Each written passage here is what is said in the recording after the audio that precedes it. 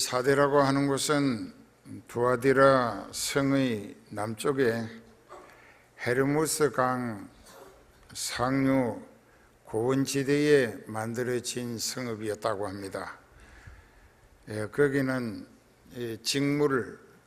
물 실을 만들어서 배를 짜는 것이 상당히 성행했고, 또 보석 생산이 금이나 은이나 보석이 많이 생산되어져서 한때는 그 지역 주변의 어느 성읍보다 잘 살았다고 합니다.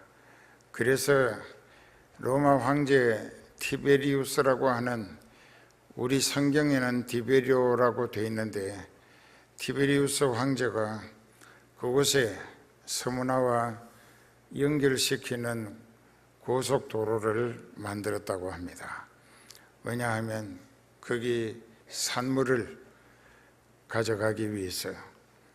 그랬는데 거기에는 귀신의 소굴과 같은 것이 한두 개 있었는데, 티베리우스 황제가 상당히 정성을 집중해서 만든 도시였기 때문에 그곳 사는 사람들은 티베리우스 황제를 신격화하고 그 사람을 섬기기 위해서 그 사람의 모양을 석고로 만들어 가지고 신전이라고 하는 집을 지어서 그 안에 세워놓고 거기서 절을 하며 제사를 드리고 복을 빌었다고 합니다.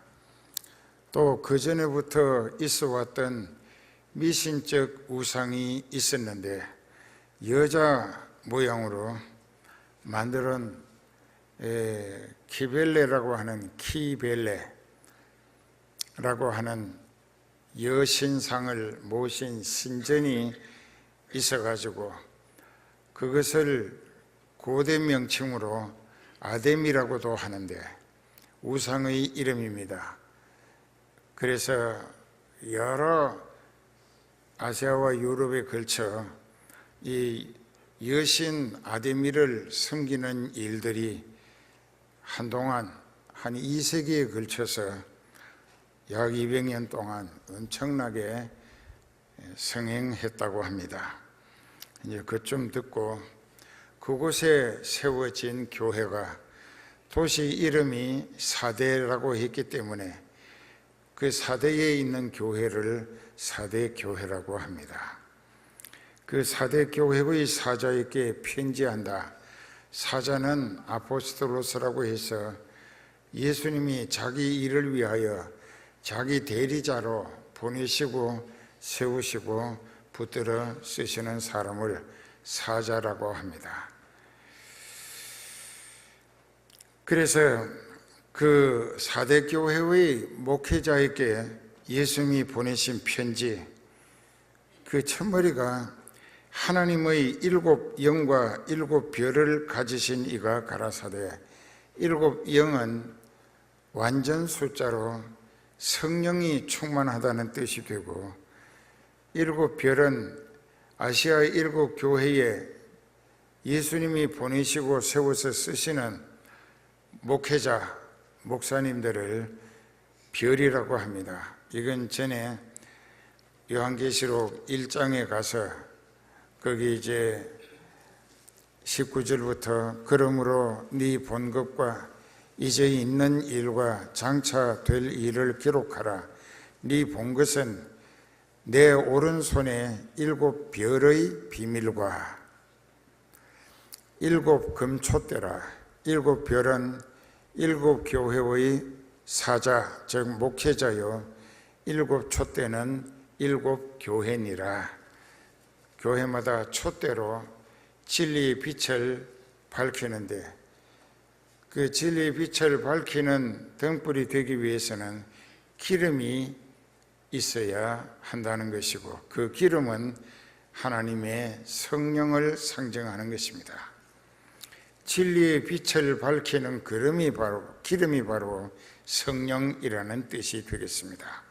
그러니까 교회는 진리도 정통해야 되고 성령이 불같이 역사하시는 역사가 있어야 한다.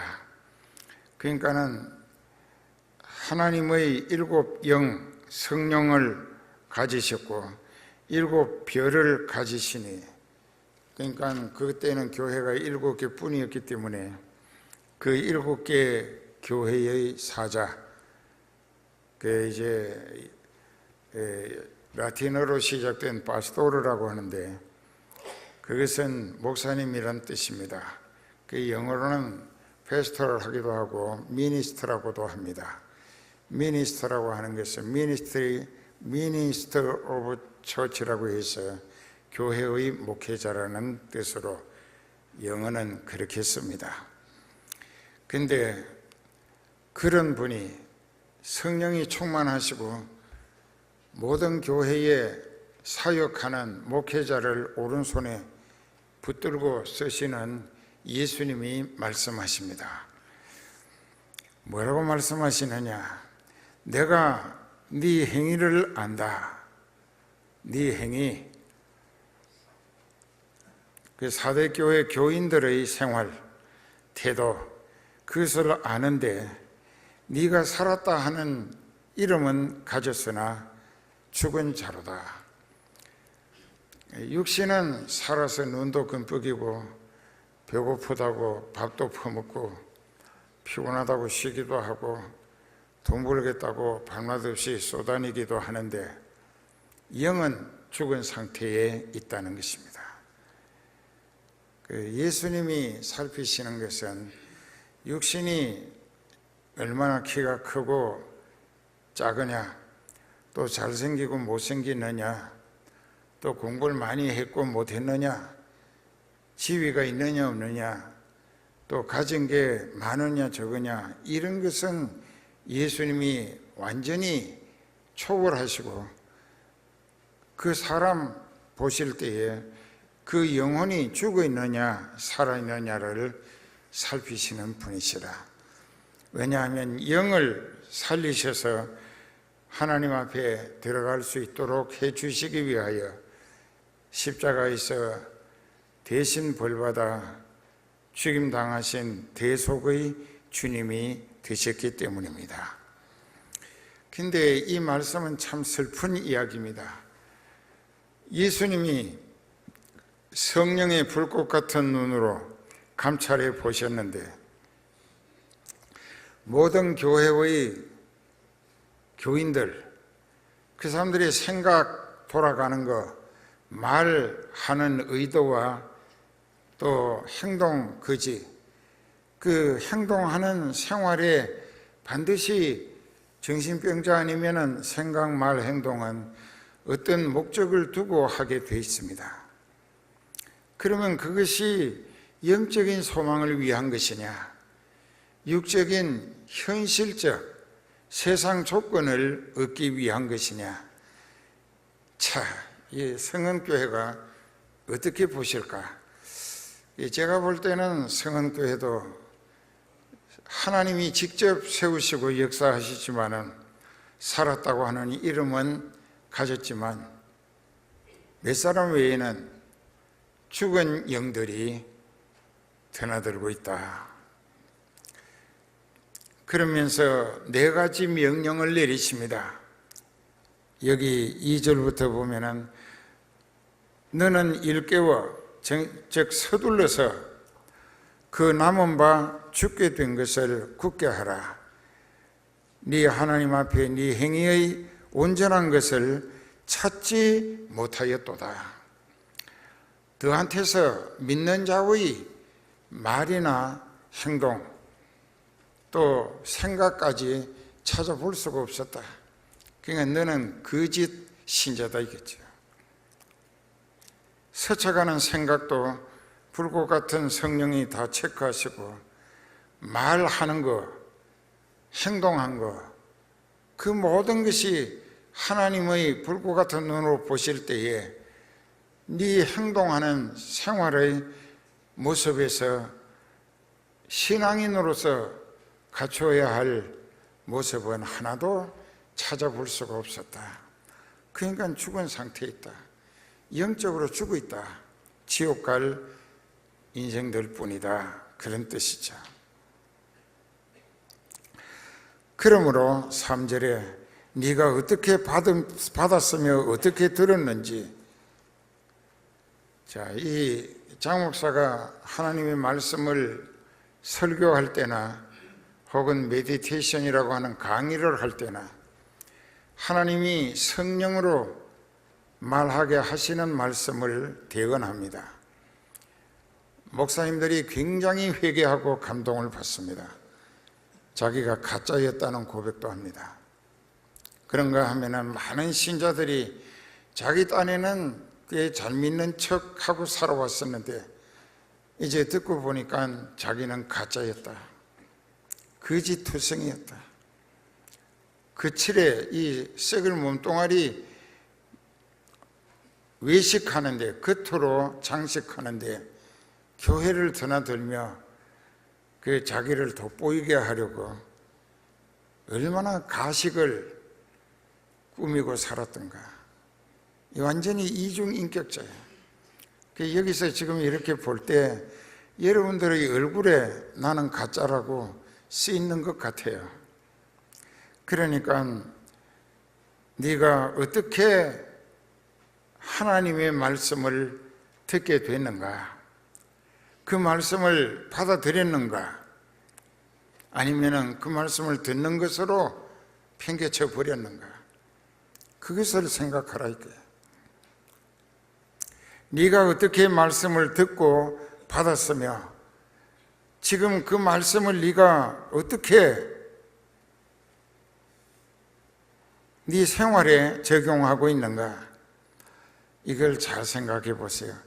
네가 어떻게 받았으며 어떻게 들었는지 생각하고 가장 중요한 것은 지키어 살아라. 지키어 살아라.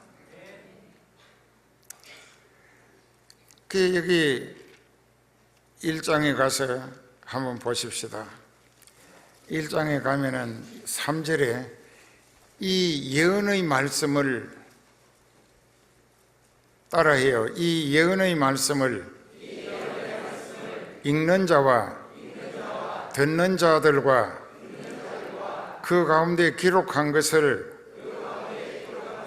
지키는 자들이 복이 있나니 때가 가까움이라. 성경을 집에서 한 번도 안 읽잖아요. 그 예배 마치면 한쪽 구석에 갖다 내던지고 그 예배 시간 되면 또 찾아가지고 다른 식구가 어디로 옮겨놨으면 성경이 어디로 갔는가 하고, 성경이 무슨 발이 있어요 뭐가 있어요 어디로 가? 그런 식으로 문제가 뽀얗게. 근데 성경을 내가 사줘도 10년 뒤에 그 성경을 한번 이렇게 보면 때가 하나도 안 묻었어요. 아주 보물처럼 깨끗이 모시고 성경을 전혀 안 읽었다는 얘기예요. 그 하나님의 말씀 성경을 읽는 자와 또 지금 교회 가서 듣는 자와 그 가운데 기록한 대로 다 지켜 행하는 자가 복이 있다. 행함이 없는 믿음은 죽은 믿음이기 때문에, 죽었다고, 영적으로 죽어 있는 사람은 하나님의 말씀을 부담스럽게 생각하고 잔소리처럼 생각하고 귀찮아합니다. 그랬다가 지옥 가서 후회하겠죠. 사대 교회가 그렇습니다. 그러므로 네가 어떻게 받고 들었는지를 잘 생각해 보고 그 들은 말씀, 받아들인 말씀을 꼭 실천하는 순종의 믿음으로 지키어 생활하라. 여기서 첫째는 하나님의 말씀을 받아야 하고 들을 때 받아들여야 하고, 두 번째로는 듣고 받아들인 그 말씀을 생활로 옮겨 순종함으로 실천해야 하고, 또 그 실천하지 아니하면은 서둘러 회개해서 하나님 앞에 용서를 빌고 그때부터 하나님 말씀 제일주의, 하나님 말씀 절대주의 신앙으로 말씀에 이끌리며 성령께 쓰임받을 수 있도록 그 말씀을 듣고 받아들였을 때 그 말씀대로 지키어 산다는 것은 회개를 하고서 죄사함 받고 약속하신 성령을 받음으로 하나님의 아들, 딸 자격을 얻으라. 그리고 계속해서 영은 하나님의 말씀을 먹고 산다는 것입니다. 그러니까 먹고 산다는 것은 실천함으로 얻어지는 결과, 즉 말씀의 열매가 그 사람을 영원히 살린다는 것입니다. 요한복음 6장 63절에 예수님이 애타게 하신 말씀이에요. 살리는 것은 영이니 육은 무익하니라. 내가 너희에게 이런 말이 곧 영이요 생명이니라. 하나님의 말씀이 영육간에 살리는 생명의 양식이라는 뜻입니다. 그 남은 것을, 즉 죽게 된 것을 굳게 하라. 이게 무슨 뜻이냐? 지금 죽어가고 있는 영적인 상태, 죽어있는 영적인 상태를 회개하고 말씀과 성령으로 거듭나서 하나님으로부터 되살리심을 받아라. 그러기 위해서는 그간의 말씀을 무시한 것은 예수님을 무시한 것인데, 말씀은 예수님이에요. 근데 그 죄를 회개하라니까, 네 죄를 대속하기 위하여 모진 고난과 죽음으로 네 죄값을 대신 벌받아 주신 그분을 네가 무시하면은 그분으로부터 어떻게 네 죄 용서받을 가능성이 있겠느냐. 그래서 믿는 사람은 예수님 제일주의로 삽니다. 그래서 여기 말씀하십니다. 그래도 이렇게 편지로 지적하고 책망하는데도 회개치 아니하면 내가 도적이 밤중에 몰래 오듯이 도적같이 너에게 이르러서 어느 시에 네게 말른지 네가 알지 못하니라. 그런데 사대에, 즉 사대교회에 그 옷을 더럽히지 아니한 자 몇 명이 네게 있어 흰옷을 입고 나와 함께 다닐 것이다. 그리고 5절에 보면은 이기는 자는 이와 같이 흰옷을 입을 것이요 내가 그 이름을 생명책에서 반드시 흐리지 아니하고. 생명책이 뭔가? 이 생명책에 대해서 여기 요한계시록 20장 12절에 보면은 그 설명이 잘 돼 있어요. 또 내가 보니 죽은 자들이 물은 대소하고 그 보좌 앞에 섰는데 책들이 펴 있고 또 다른 책이 펴졌으니 곧 생명책이라. 죽은 자들이 자기 행위를 따라 책들에 기록된 대로 심판을 받으니 바다가 그 가운데서 죽은 자들을 내어주고 또 사망과 음부도 그 가운데서 죽은 자들을 내어주매 각 사람이 자기 행위대로 심판을 받고 사망과 음부도 불못에 던지우니 이것은 둘째 사망 곧 불못이라. 다 같이 읽어요. 누구든지 생명책에 기록되지 못한 자는 불못에 던지우더라. 이 불못이 유황불이 계속 타는 지옥을 말하는 것입니다.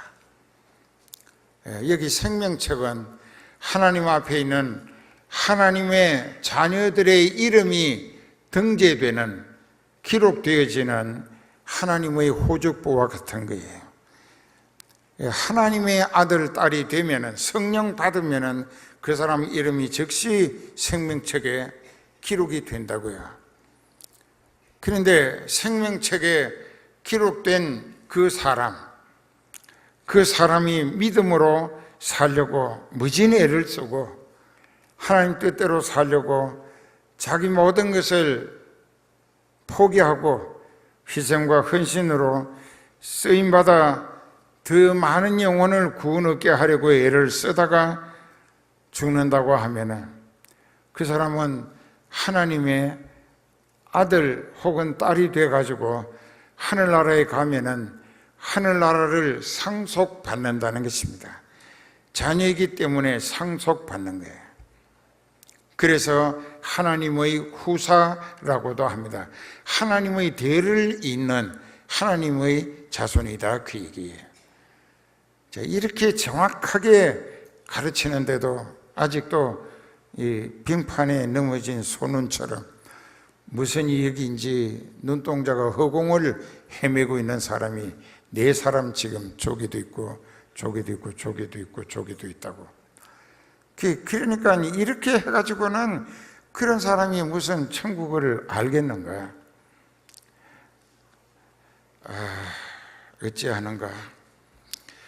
그래서 여기에 그 다음에 그 생명책에 대한 것을 지금 이 얘기 들었죠.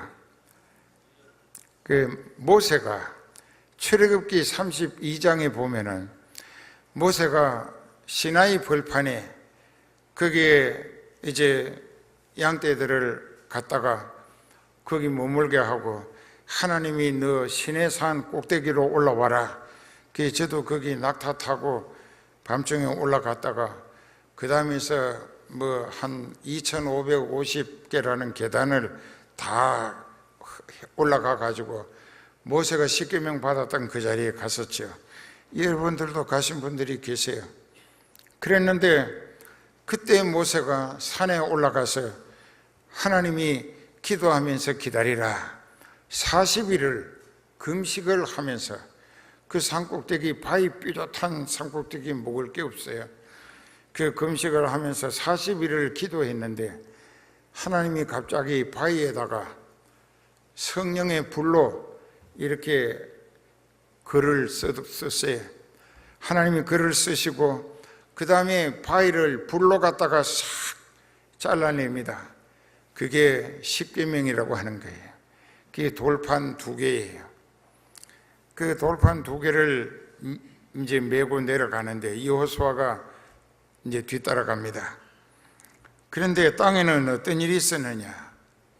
그 산에서 산비탈에서 기다리던 사람들이 그만 모세가 우리를 인도하다가 어디 가더니 소식도 없이 오지도 않으니까 여기서 우리를 애굽으로 되돌려 갈 수 있는 신을 하나 만들자. 그런데 그런 일에는 전부 다 금 목걸이, 금 귀걸이, 팔찌, 반지 뭐 다 잘도 내놔요.